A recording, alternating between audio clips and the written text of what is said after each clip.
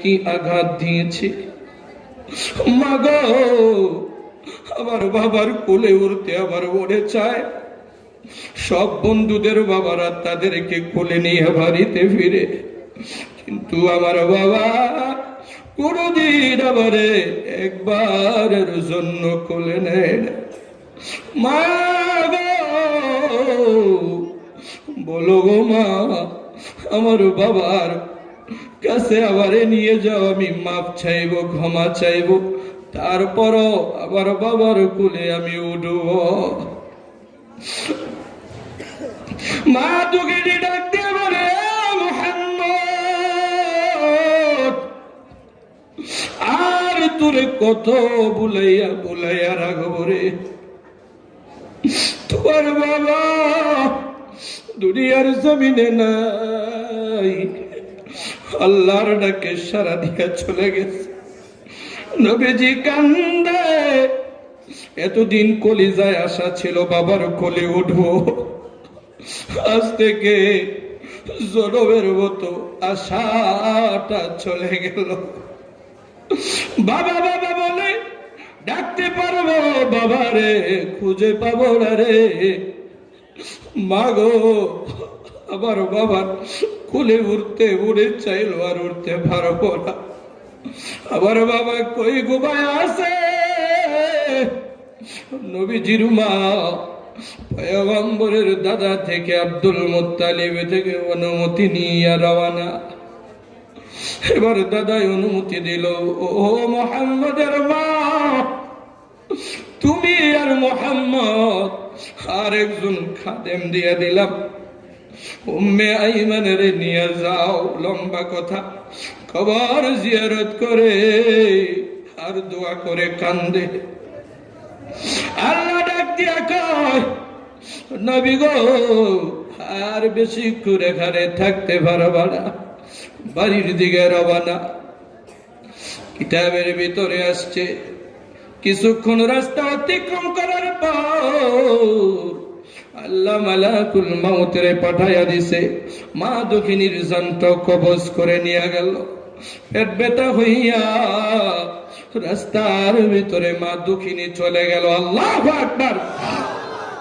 উম্মে আইমান মুহাম্মদ নবীর নিয়া এবার সাওয়ারির উপরে দিয়া মক্কায় যায়।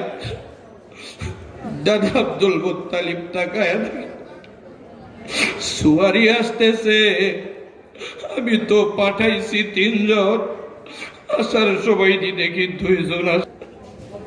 জানি না রে আমার নাতি মুহাম্মদে আবার কারে হারাইছে। কাছাকাছি গিয়ে দেখে নবীজির মা দুঃখিনী সুয়ারিতে নাই। নবীজি আইসা জড়াইয়া কান্দে, দাদা আমার বাবা নাই, মা নাই। দাদাই জড়াইয়া কয়, নাতি রে চিন্তা করিস না, আল্লাহ এ নবীর উম্মতের দল। নবীজি মা হারাইছে, বাবা হারাইছে, দাদারাও কিছুদিন পরে হারাইলো। আল্লাহরে ডাক দিয়া বলবে, মালিক আজকের এই মুসিবতের দিনে আমার বাবার কথা আমি এই মুহূর্তে বলবো না, আমার মা দুঃখিনীর কথা আমি বলবো না, আমার দাদার কথা আমি বলবো না, আমার চাচার কথাও আমি বলবো না। আল্লাহ গো, আমার দুঃখের দিনের সঙ্গিনী হযরতে খাদিজার কথাও আমি বলবো না। ও মালিক, আমার দুঃখের দিনের বন্ধু হযরতে আবু বকরের কথাও বলবো না, ওমর আলী ওসমান তাদের কথা বলবো না, আমার কলিজার টুকরা ফাতেমার কথাও বলবো না। আল্লাহ গো, আমি আমার কলিজার টুকরা হাসান হুসাইনদের কথাও বলবো না। আল্লাহ ডাক দিয়ে বলবে, হাবিব ও দোস্ত, আজকের এই মুসিবতের দিনে আপনি কার কথা বলবেন? আল্লাহ জানে। তারপরও পয়গম্বরের আবেগের মুখ থেকে শুনবে। দোস্ত গো, আপনি কার কথা বলবেন এই মুহূর্তে? কে আপনার এত ভালোবাসার মানুষ? বাবার কথা বলবেন না, মার কথাও বলবেন না, হাসান হুসাইনের কথাও বলবেন না, আপনি খাদিজার কথাও বলবেন না, ফাতেমার কথাও বলবেন না, আবু বকর, ওমর, আলী, উসমানের কথাও কইবেন না। আপনি কার কথা কইবেন? আমার আপনার নবী ডাক দিয়ে বলবে, মালিক, আমি নবী ওয়াদা দিয়েছিলাম, আল মারউ মা'a মান আহাব্বা, যার সাথে যার মহাব্বত তার সাথে তার কামত। ও আল্লাহ, এই মুহূর্তে আমি তাদের কথাই বলবো যে সমস্ত উম্মতেরা ১৫০০ বছর পর আমি নবীরে না দেখিয়া, আমি নবীজির ভালোবাসা কলবের ভিতরে জায়গা দিছে, আমি নবীজির মোহাব্বত কলিজায় সেটিং করেছে, আমি নবীর মোহাব্বতে আমি নবীর ঘরকে ভালোবাসছে, আমি নবীর জন্য জান পয়সা টাকা মাল দিয়া দিছে। ওই সমস্ত উম্মতদেরকে আমি এই কঠিন হাসরের ময়দানে ভয়ঙ্কর জায়গায় রাখিয়া আমি নবী জান্নাতে যাইতে পারবো না। আল্লাহু আকবার। ও হাবিব, তাহলে বুঝেছি আপনার উম্মতের কথা আপনি এখানে বলবেন। হে নবীর উম্মতের দল, আমার নবী, আপনার নবী উম্মতি উম্মতি বলতে বলতে জিন্দেগি কাটাইলো। মক্কা নগরী থেকে উম্মতের জন্য হিজরত করে থাকতে পারে নাই, উম্মতের ফিকিরে মদিনায় চলে গেল। তায়েফের ময়দানে রক্ত জড়াইলো, ওহদের ময়দানে দন্ত মুবারক শহীদ করতে হলো। একটাই রে, শুধু উম্মত আর উম্মত। কবরের ভিতর নবী সুপারিশ করবে, যেই নবীজি হাসরের ময়দানে আমারে আপনারে ভুলবে না। উম্মত আর উম্মত, ওই নবীজির ভালোবাসার দরকার আছে নি? আর জোরে কর, এ নবীর আশিকের দল, নবীজির ভালোবাসা ছাড়া একজন উম্মত জান্নাতে যাইতে পারবে না, পারমিশন নাই। নবীরাও, অন্যান্য নবীরাও আমার নবীর, আপনার নবীর মুহাব্বত যারা জান্নাতে যাইতে পারবে না, ওই নবীজির ভালোবাসার দরকার আছে নি? কিন্তু না না না, আমরা টাকা পয়সা ভালোবাসি, ভারী গাড়ি ভালোবাসি। আহারে, এই টাকাওয়ালার টাকা থাকবে ব্যাংকে, ওয়ালাটা থাকবে না, ঠিক কিনা জোরে কও? আরে বাড়িওয়ালার বাড়ি থাকবে, ওয়ালা থাকবে না। আরে গাড়িওয়ালার গাড়ি থাকবে, ওয়ালা থাকবে না, ঠিক কিনা জোরে কন? চেয়ারম্যানের চেয়ার থাকবে, ওয়ালা থাকবে না, ঠিক কিনা জোরে কন? কোনো কিছুই থাকবে না, আমিও থাকবো না, আপনিও থাকবেন না। কবরে কেমন সারা কিছু চলে না। আমার কলবে, আপনার কলবে সন্তানদেরকে আপন আপন মনে করি, কিন্তু সন্তানগুলো আপন হবে না। আমরা বিবিদেরকে আপন আপন মনে করি, আমার বিবিও কিন্তু আপন হবে না। আমাদের আপন বলতে কেউ নাই।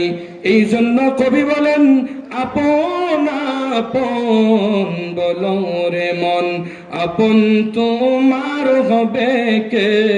মরার পরে সবাই বলবে তাড়াতাড়ি মাটি দে, ঠিক কিনা সুরে কর?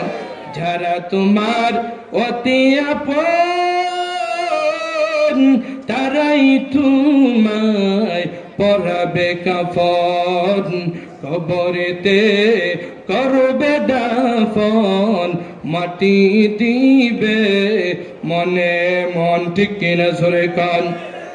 আরে ডাইনে মাটি বামে মাটি,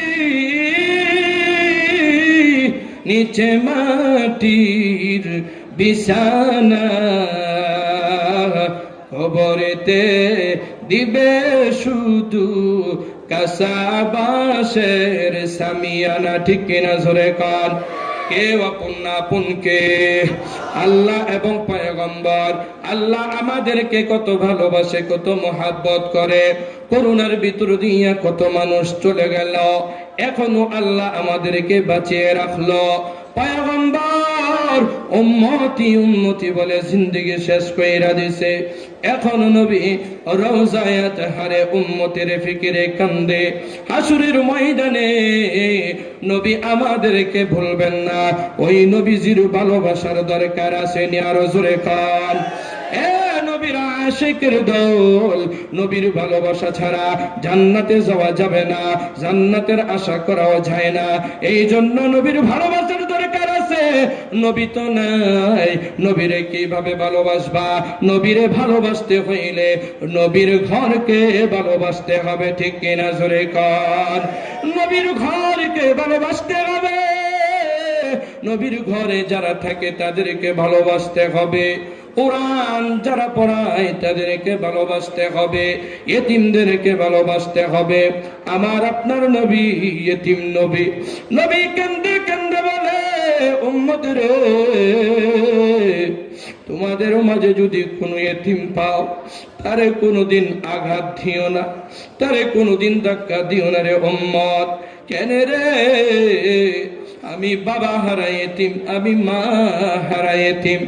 কোন এতিম যদি তোমার কাছে যায়, তাহলে তুমি যদি এতিমকে আঘাত করো, আমি পয়গম্বর রওজায়ে আতহার থেকে আমার কলিজায় আঘাত পাই। ও উম্মত, এই জন্য কোনো এতিমের কষ্ট দিও না, আঘাত দিও না। তুমি যদি সহযোগিতা করতে পারো আর না পারো, কোন উম্মাহ যদি এতিমের মাথার উপরে হাতটা রাখিয়া শুধু একটু সান্ত্বনা দেয়, আল্লাহর নবী কয় গো, তোমার হাতের তালুর নিচে এতিমের মাথার যত চুল পড়লো, ওই চুল সম পরিমাণ সওয়াব আমার আল্লাহ তোমার আমলনামার ডায়েরিতে জমা করে দেয়। এতিমদেরকে আঘাত দিবেন না, কারণ গো বাবা, এতিমদের বাবা যদি থাকতো, তোমার সন্তানের কাছে যাইয়া খাদার দিক তাকাইয়া দেখতো না। ঠিক কিনা জোরে? এতিমদের মা যদি থাকতো, এতিমদের মা ভালো করে রান্না করে খাওয়াইতো, তোমার ঘরের দরজায় দাঁড়াইতো। এই জন্য কোন এতিমের ঘরের সামনে থেকে ধাক্কা দিয়া বাইরে কইরা দিও না, কোন এতিমের ধমক দিও না, কোন এতিমদেরকে গালি দিও না।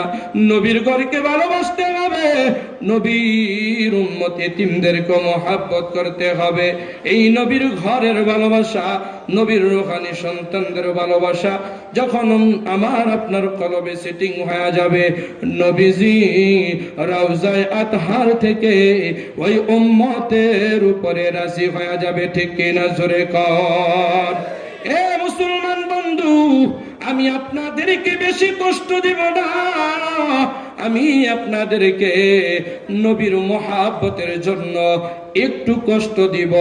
আমরা নবীর পক্ষে একটু কষ্ট সহ্য করতে রাজি আছি তো ইনশাআল্লাহ? আরো জোরে কোন ইনশাআল্লাহ? আল্লাহ আমাদেরকে কবুল করে, জোরে বলেন আমিন। এই পৃথিবীর আপন বলতে কেউ নাই, একমাত্র শুধুমাত্র আল্লাহ এবং নবী ছাড়া আমার আপনার প্রতি এত মায়ার দয়া কেউ দেখাই নাই, দেখাবেও না। ওই নবীজির ভালোবাসার অবশ্যই দরকার আছে। আজকে আপনারা যে মাঠে বসছেন, ডাইনে বামে নবীর ঘর। ঠিক কিনা জোরে কর? নবী নাই, নবীর ঘর আছে, কিয়ামত পর্যন্ত নবীর ঘর থাকবে। এই নবীর ঘরের মোহাব্বতকারী তারাই হবে যারা নবীজির অরিজিনাল আশিক। ঠিক কিনা জোরে কর? এ মুসলমান, আমি অতীতে কোনোদিন এই মাঠে আসি নাই, ভবিষ্যতেও আসবো কিনা তার কোনো গ্যারান্টি নাই, ঠিক কিনা জোরে এখন। আসছি হয়তোবা 20-25 মিনিট পরে আপনাদের থেকে বিদায় নিয়ে চলে যাব। এমনও হতে পারে আগামী বছর আপনারা আওয়াজ শুনতে আসবেন, আমি আসবো না, অথবা শুনবেন মাওলানা রহমাতুল্লাহ সিকি ইন্তেকাল করছে, ঠিক কিনা জোরে এখন। হায়াত মৌতের মালিক আল্লাহ, কখন যেন আজরাইলের সাথে মোলাকাত হয়ে যায় বলা যায় না রে ভাই। এই জন্য আপনাদেরকে আমি 10-15 মিনিট কষ্ট দিব। আপনারা নবীর ভালোবাসা নিয়ে এখানে একটু জমে বসে থাকবেন, পারবে তো ইনশাআল্লাহ?